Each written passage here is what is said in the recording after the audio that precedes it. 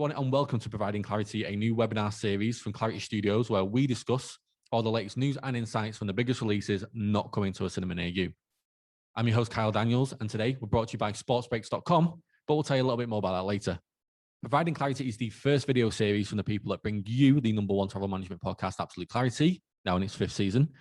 The show is also available in audio format as a podcast for your commuter friends out there. Simply search for Absolute Clarity on your podcast platform of choice and subscribe to get future episodes on release. Although, if you do have the time, please check out the video version on youtube.com/ClarityTMUK. For now, let me introduce you to the stars of the big summer blockbuster from Clarity Studios, The End of Travel as We Know It, Steve Riley and Jane Harrington. Okay, thank you both for giving up your time to join us. Now, before we get into the show, let's get to know our guests a little bit. So can you each tell us a little bit about yourselves? Let's start with you, Steve. Hi, Kyle. I'm Steve Riley, so I'm Operations Director here at Clarity. I've been in a customer service, customer-facing role really for the last 20 years in a range of roles, whether it be from B2C or B2B. And so it's always been in that kind of frontline service environment. And what about yourself, Jane? I've been in HR for over 20 years in various roles, from learning and development, bit of payroll, bit of generalist HR. I'm currently the HR director for Clarity, and I've been here for about 5 years. That's brilliant. Now, you both are starring in The End of Travel as We Know It, a film not coming to a cinema near you, focusing on the changes that the travel industry has experienced over the last, 12 to 15 months, mainly customer service. So let's tell us a little bit about that, Steve. Yeah, I think there's been a lot of changes in customer service over the last 12 to 18 months. Customer expectations has been one, physical location has been another. Obviously, it's been a big effort for everybody who was office-based to initially go home working. We've had people who've had to deal with working in a completely different environment, and that affects how they transact, and that affects how people interact and communicate with others. So that's been a real strain on their natural style. So a lot of people have had to learn to adapt to the new surroundings, but our customers have changed as well. So our customers have needed us more. Our customers have relied on us more than they previously would have done, because we're an expert in our field and they need that expertise. So the training side of things has been really important to make sure that our customer service staff, our customer facing staff, are fully up to date with the latest information, the latest changes, and it's been really, really tough. But I think that what has happened over the last 12 months is an appreciation of service workers. Certainly that's our experience here at Clarity, is that we've been really, really appreciated by all our clients, and we've seen all our customer service metrics improve, and we've been able to learn from that as well, in terms of actually that would be good to take forward. So although it's been a challenging time, we've actually got a lot out of it in terms of developing our staff and understanding our customer service strategy as well. Now, Jane, your role in the film centers around more of a HR sense. So can you talk to us about the challenges that you and your team have faced? Yeah, so going back to the start of the pandemic, probably the other F word, none of us had ever heard of furlough, the JSS scheme and how it was going to work, and it came in very quickly. We were trying to understand it as HR professionals, then trying to make sure that our staff understood it as well, which was really tough from a brand new concept. And then we had the moving out of the offices, which we will get onto a little bit later. So the challenges of closing our offices and moving everybody to being home-based. So a question really for both of you now. Do you think that, the film centers around the end of travel as we know it. So do you think that the industry can come back from this? From my point of view, absolutely. We aren't seeing the support that we'd need and the transparency that we need at the moment for that to happen.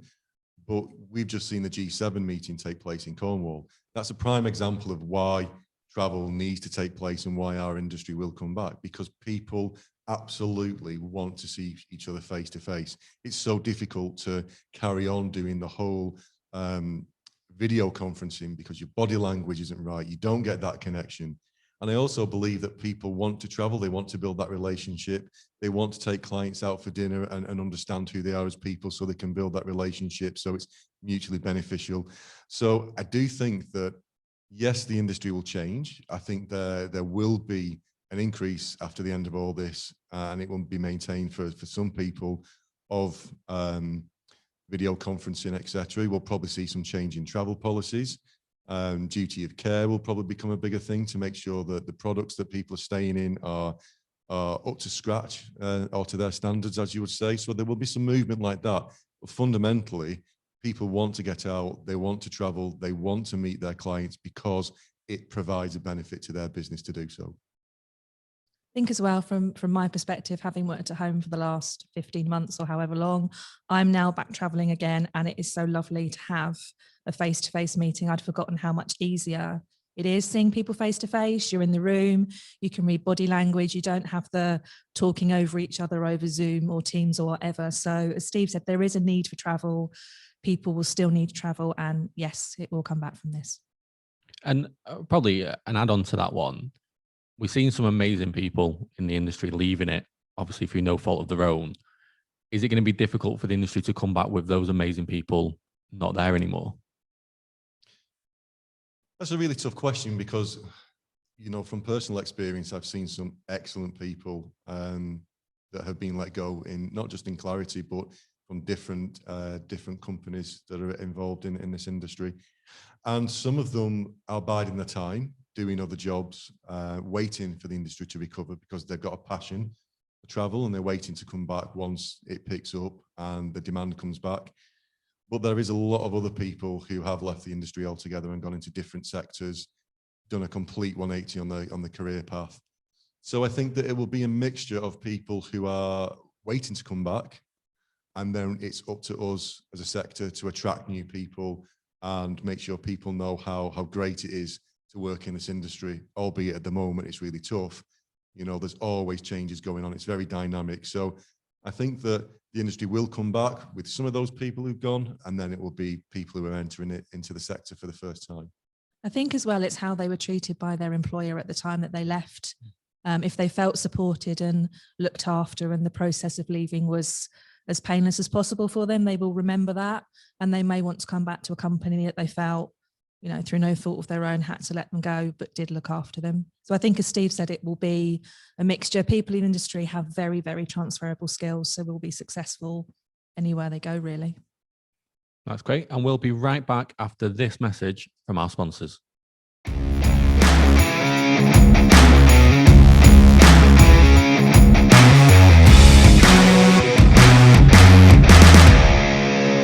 We're back. So over the last few weeks, we've been running a number of polls across our social medias on the topic of customer service and really remote working. Now, today we're going to be releasing the results, but first, while we've got Steve and Jane on the show, I want you to get their personal and professional views on the questions. So let's start with one, really. Over the last 12 months, has customer service had a negative impact by the necessity of home working? So 2 options. So yes, it's been badly impacted, or no, it's been better. I'm going to add a third option, and I'm going to say it depends, because I've had really good customer service and I didn't even know where the person was. They could have been at home, they could have been in the office, and it was only at the end when they said they were at home that I knew. And then I've had a very negative customer experience where someone perhaps didn't have the infrastructure to do what I needed them to do. They didn't know the answer to my question and they were at home on their own, and you know, they couldn't ask anyone for help. So I think it depends. It's not the person's fault. It depends how much support and whether they're equipped to work from home. So I'm not going to answer that question. I'm just going to say it depends. Get off the fence, Steve. Go on, you give us one or the other. To some points, I do agree with Jane, but actually I think the biggest thing that impacted service wasn't home working. It was the amount of people that were furloughed and the deep cuts that some companies did. And so wait times went up. You didn't have the right people there to answer the right question in some sectors and in some businesses, and that really did impact service. And you could see that, you know, if you look at some of the UK CSI information and surveys, for example. But I actually don't think home working, apart from maybe a few hiccups at the beginning that I think people were fairly comfortable about because everybody understood that there was a big change that had just happened, I don't think home working actually had a negative impact on service. Do you think that 12 months on, some companies are still using it as a bit of an excuse, the fact that the home working and they've not got things in place? Whereas now they probably should have sorted the logistics out, figured out what they were doing, trained the staff properly, and given them the confidence to do the job remotely. Absolutely. Yeah. There's no other way really that you can carry on home working if you haven't made the investment now in training, remote management, in the technology that's required. I mean, we were quite lucky here at Clarity because we already had existing home workers, so our infrastructure was already there. But we face challenges doing things on such a mass scale as well. But if you've still got people home working and you haven't now got your strategy figured out for how you want your workforce to be, where you want them to be in the future, then I would say you've got problems certainly in the near future. I think customers are very patient at the start as well, because we're all in the same boat and appreciated it was a learning experience. As Steve said, this point down the line, you should have sorted all your issues out. And I think people are probably less patient now if they're not getting the service that they wanted or felt they should get. So I won't leave you waiting any longer. Sadly, Jane, that third option wasn't on the poll. Oh. But yes, it's been badly impacted is 48% of the votes. And no, it's been better is 52%. So that's really close. That is close. Surprising, actually. I thought that the people would be higher in saying that it hadn't been impacted. I do know it was difficult at the beginning and some companies did suffer. But I think we've gone through such a quite a long period of time now where they would have forgot that and started to have some really positive experiences as well. So that's really interesting. I thought it would have been a little bit more slanted to no, it hadn't suffered. But again, that comes back to how the companies have dealt with supporting the staff, the technology, the investment, the training, etc. So yeah, maybe we've not been as good as genuinely I thought. So the second poll, now you need to get out your role. So you're no longer an operations director, you're no longer HR, you are now procurement. So you're appointing a provider. So if you were appointing a service provider, would you prefer them to be home working, office-based, or does it not matter? I'll let Steve go first on this one. I think it depends on what kind of company I was working for in procurement. If I was dealing with very sensitive information, then potentially I may feel like I'd rather it be dealt with by an office-based team, purely for security controls, etc. But in general, I don't think it matters as long as you've got the right people servicing their product that they're selling to you or that they're dealing with for you, and they've got the right management and the right priorities and values. It doesn't really matter where they're based. And do you know what? You'll soon get the results coming through if the service provider is providing you with the information they should be in terms of customer satisfaction, your SLA metrics, in terms of handling inquiries. And if it's not right, it will be very, very clear quickly. And then you can start to take remedial action with your service provider. But actually, if you're already doing these things and you're on top of it, you shouldn't have a problem in the first place.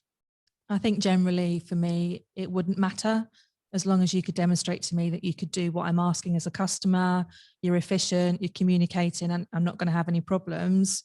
I don't think it matters whether you're office or home or a mixture. I wouldn't know the difference if you're a really good provider.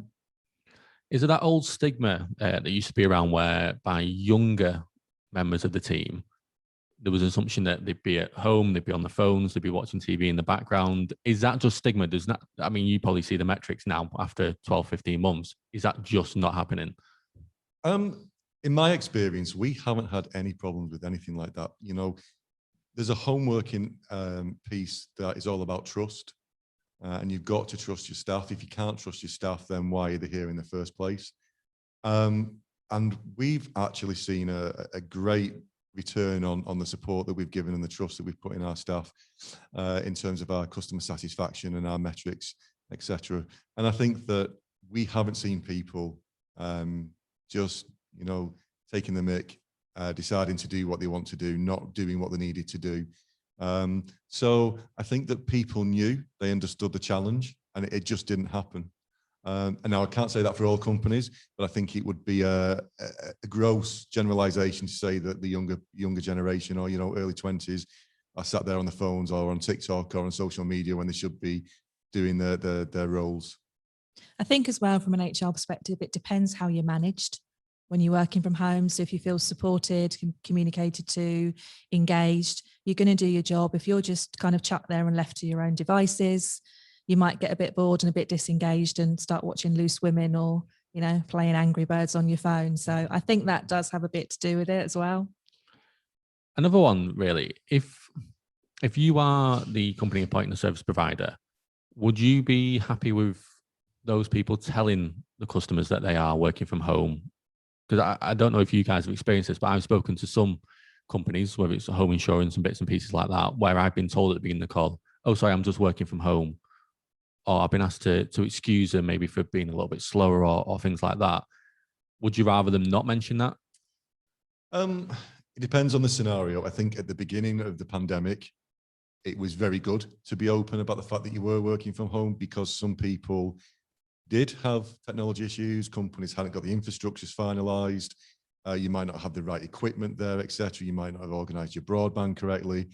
And people, like, again, as Jane said previously, were generally accepting of that. So I think it was a good thing to do that.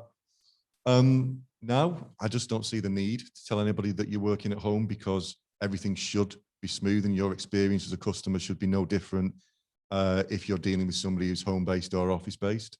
So I wouldn't be against somebody saying, are you working from home or in the office, to say, I work in the office or work at home.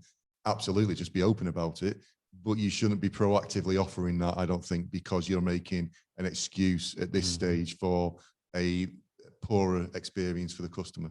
I think pre-pandemic, you probably dealt with people that were working from home, albeit less of them, but you would never have known. And if they were having system issues, they just tell you, oh, it's a bit slow at the minute. They wouldn't say, oh, I'm working from home, bear with me. So I don't think, as Steve said, it should be a factor or an excuse this point down the line. So now it's time to get onto the results. So home working got 7% of the votes. They'd prefer them to be home workers, 7% of people. Okay. Office-based got 16% of the votes, whereas doesn't matter got 78% of the votes.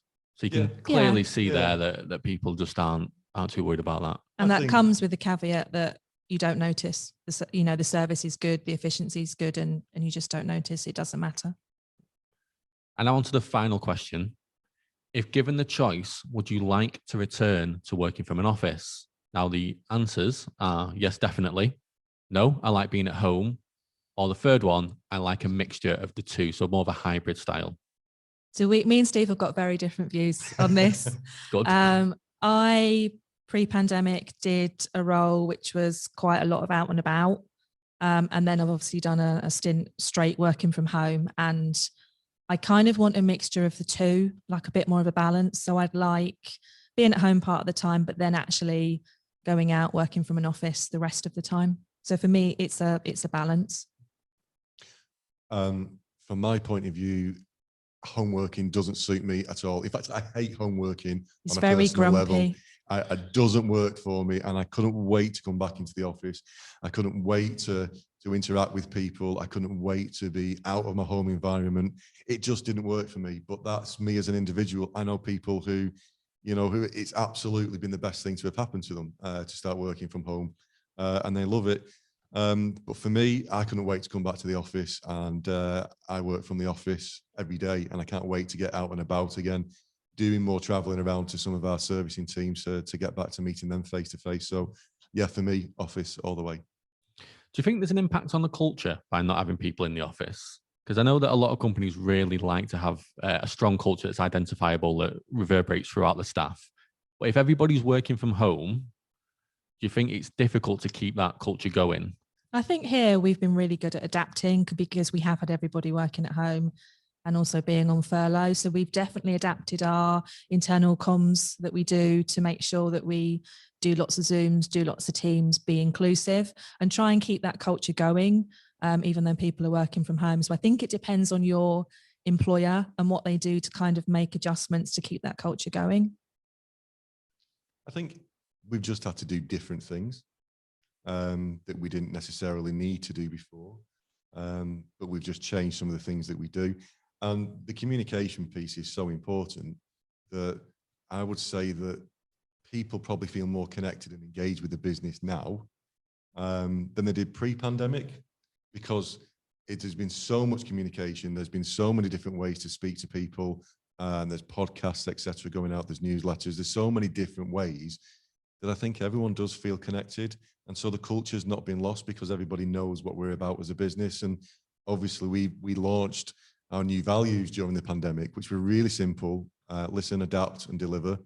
And it was really easy to get those across and to get people to understand what we're about. So I think that you can maintain the culture or change the culture depending on what you want to achieve. It's just about making sure you've got your engagement of your people. And we were multi-site anyway, pre-pandemic. So we had a bit of the bringing people together culture before, but I'm guessing if you're an employer where everybody's been in the office and now everyone's working at home, it may be a bit of a transition. Do you think there's a difficulty when people talk about the hybrid approach, the mixture of the two, in that for a lot of staff, they maybe don't have laptops. So they've got the desktops, the monitors. A lot of companies now have 2 monitors. Is it difficult to try and balance that? I suppose from a HR perspective, of you want to obviously give people the flexibility, but logistically, they can't be taking all that stuff on the bus or on the train. It's something that Steve and I, we've been chatting about. We're going to have to, as people start getting back into the office, we're going to have to look at and see if we can meet. Obviously, you're right. You can't have 2 sets of equipment or people lugging a desktop in a suitcase on the tram into the office every day. So it's something we want to do because hybrid working is a really good benefit to offer people. It helps work-life balance. But you're right.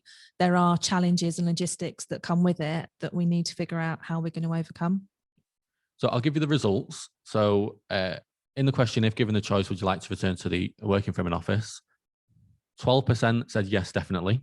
I think that's quite low. I was expecting higher. Yeah, very surprised. 19% said no, I like being at home. That was the one that shocked me because I thought more people would want to work from home. No, I think quite a lot of people are into it now. And then 68% said I like a mixture of the two. Yeah. So really going for that hybrid approach. I think the hybrid result, I thought that would be the highest because that does seem to make sense for a lot of people.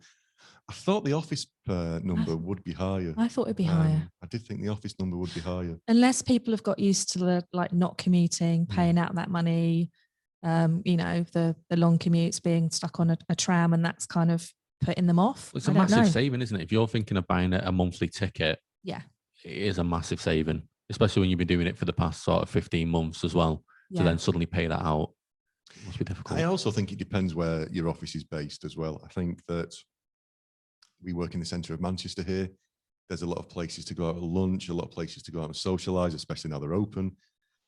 So coming to work isn't just all about your office time. It's about what you do after work and the whole people side of it and the other side of being in the city. Where I suppose if you're in a retail park, a business park with not very much going on other than the office environment, then yeah, you probably don't miss the office as much. But for me, being in the city and everything that offers as well is part of the lifestyle that the office brings, and I like that.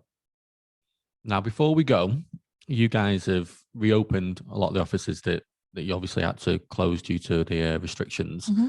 So have you guys got any tips for companies who are looking at getting people back into the office and opening those offices again? Don't force it. Be patient. For some people, they have got concerns about coming back into the office, be it the commute, be it walking back into the office. So our facilities team were absolutely fantastic in setting up all of the offices. We then sent round like an office guide on what to expect when you came back to the office. So people knew about the one-way system and what desk to sit on and what to do when you come into the office. And then we've actually engaged with people doing focus groups, which you yourself have been involved with, Kyle, just getting feedback each time we open an office, making sure people are comfortable and lessons learned to actually move on to the next one. So it's about involving people. It's about making sure they've got the information and they're comfortable coming back. That's great. Thanks very much for joining us on today's show. Next week will be the launch of our next film from Clarity Studios. I'd tell you the title, but it's a little bit too risky at the minute. If you like the show, please like, share and subscribe. Show some love in the comments. I've been your host, Kyle Daniels. Thanks to Steve and Jane, and we will see you next time on Providing Clarity.